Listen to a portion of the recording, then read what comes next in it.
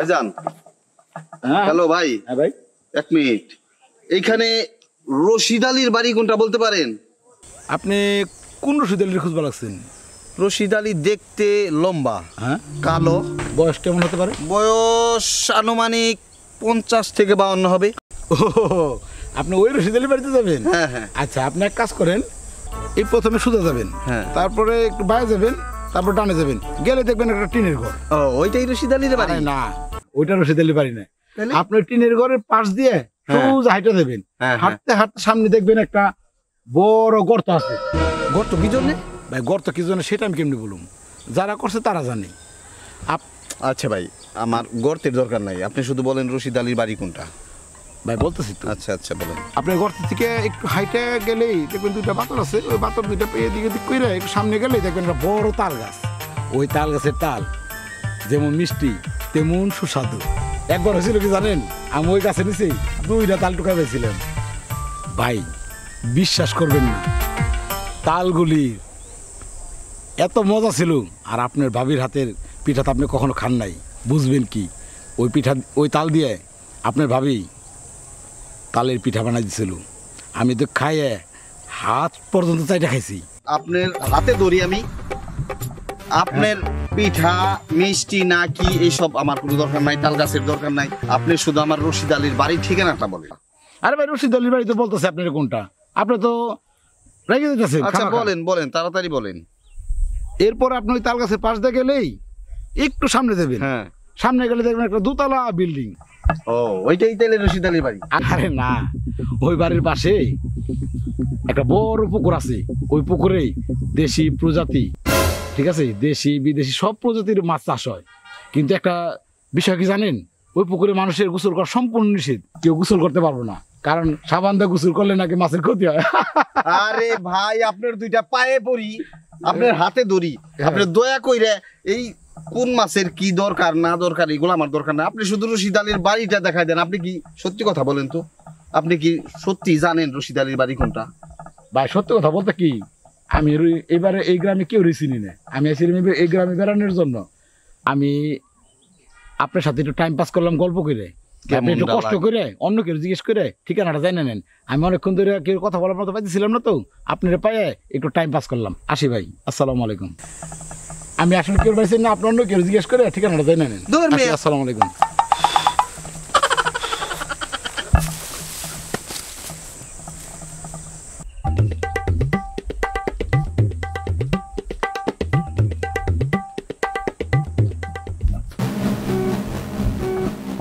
ব্যাপার, এখানে তো একটা লোক অজ্ঞান হয়ে পড়ে রয়েছে। লোকটারে চিনিও না জানিও না, দেখি তো লোকটা বাইসা আছে নি। বাইসা তো আছে, লোকটা এইভাবে পড়ে আছে কি জন্যে? এই যে ভাই, এই যে ও ভাই, আপনি এখানে এইভাবে পড়ে আছেন কি জন্যে? হ্যাঁ, আপনি এখানে এভাবে পড়ে আছেন কি জন্যে? আর বলেন না ভাই, এক ফালতু লোকের পাল্লায় পড়ছিলাম। আমি এখানে এক লোকের ঠিকানা খুঁজতেছি, এই ফালতু লোকটার কথা শুই না আমি আর মাথা ঠিক রাখতে পারি নাই, একদম জ্ঞান হারায় ফেলছি। আপনি ভাই কারে খুঁজবা লাগছে? আমি খুঁজতেছি। আচ্ছা, আপনি কি এই গ্রামে রশিদ আলীর বাড়িটা চিনেন? চিনবো না কেন, অবশ্যই চিনি। তাহলে ওই যে দেখেন সামনে একটা টিনের ঘর দেখা যাইতেছে না, ওইটাই কি রশিদ আলীর বাড়ি? ধন্যবাদ চাচা আপনাকে। আরে না ভাই, ওইটা রশিদ আলীর বাড়ি না, ওইটা হচ্ছে আমার বাড়ি। আর ওই বাড়ির সামনে একটু আগে গেলে একটা মোটা আম গাছ আছে, ইয়া বড়। ভাই, আমার আম গাছের কোনো দরকার নাই। আম গাছের আম টক না মিষ্টি তাও দরকার নাই। আপনি শুধু বলেন রশিদ আলীর বাড়িটা কোন দিকে। দৌড়মিয়া হাজির, ওই গাছের আম টকও না মিষ্টিও না, ওই গাছে জীবনে আমি ধরে নাই। হ্যাঁ, ওই গাছের নিচে একটা সবসময় পাগলা কুত্তা বান্ধা থাকে। পাগলা কুত্তা বান্ধা থাকে কি জন্যে? দৌড়মিয়া, আম গাছের নিচে পাগলা কুত্তা বান্ধা রাখুম না তো আপনারে বান্ধা রাখুম? সেই এক বিরাট ইতিহাস। আমার এই কুকুরটা একবার এক বেল গাছের নিচে দাঁড়ায় আসলো।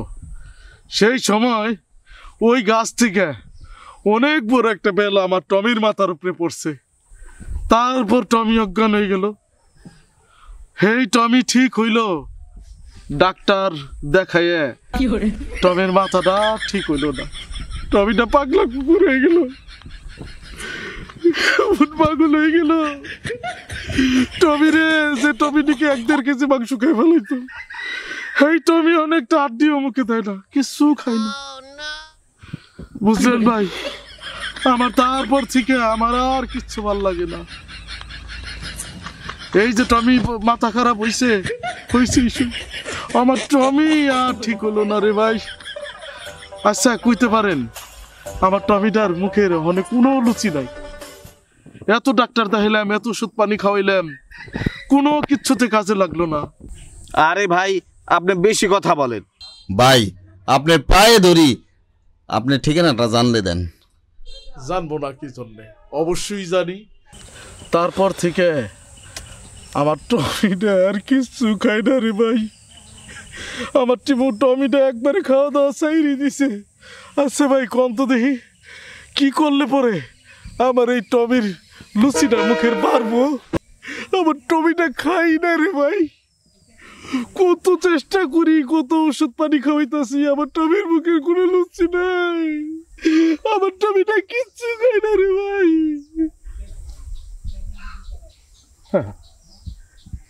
এই লোক আমার অজ্ঞানে ফিরে গেছে কে? এটার মনে হয় জাত গোষ্ঠী হালায় অজ্ঞান হওয়া। মনের দুইটা দুঃখের কথা কইবা লাগছিল, তাও বলে গেল অজ্ঞান হইয়া। আমি ওনার কি করব? এই জাত গোষ্ঠী অভ্যাসী মনে হয় অজ্ঞান হওয়ার, দুইটা মনের দুঃখের কথা কইবা লাগছে, তাও বলে অজ্ঞান হয়ে গেল। আমার টমি, আরে আমার টমি রে, আমার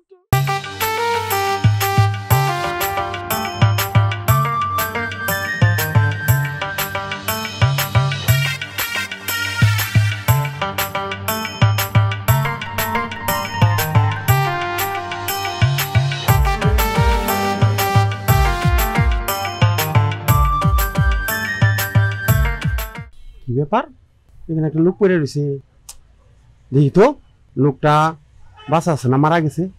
ভাই, ও ভাই, ভাই উঠেন, কি হয়েছে আপনার? আমি রশিদ আলীর বাড়িটা খুঁজে পাইতেছি না, যার এই জিজ্ঞেস করতেছি সেই উল্টা পাল্টা উত্তর দিতেছে। ও, আপনি রশিদ আলীর বাড়ি যাবেন? আরে ভাই, সামনে সোজা যাবেন, সামনে গেলে দেখবেন বড় একটা তেঁতুল গাছ। হালার বোধ, আরেকটা কথা কবি না তুই, আরেকটা কথা কইলে তোর আমি খুন করুম। ভাই আপনি এত রাগ করেন? তুই আর কোনো কথাই কবি না, চুপ। এরপর কবি তেঁতুল গাছের তেঁতুল টক না মিষ্টি, তেঁতুল গাছের গোড়ায় কুকুর বান্ধা থাকে, কুকুর মাথা ভালো না পাগলা। এরপর কবি ওর পাশে পুকুর আছে, পুকুরের মাছ তরতাজা। আবার কবি পাশে এক দর আছে, আর কোনো কথাই কবি না তুই। ভাই ভাই আপনি এত রাগ করেন না ভাই, আমি রশিদ আলীর বাড়ি চিনি ভাই, চলেন আপনি রশিদ আলীর বাড়ি নিয়ে যাই ভাই। সত্যি? হ্যাঁ ভাই। আচ্ছা চলেন, ধন্যবাদ। আচ্ছা আইন ভাই, আইন আইন, আসেন ভাই, এই সাইড, এই হিন্দা। আচ্ছা আইন ভাই, আইন আসেন।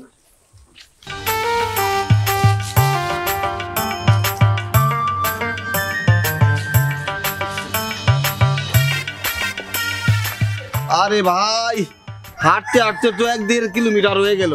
আর কত দূর রশিদ আলীর বাড়ি? ভাই এই যাই সে পড়ছে, আর একটু সামনে, তাহলে? সামনে গেলেই চলবো, আসেন। আচ্ছা চলেন।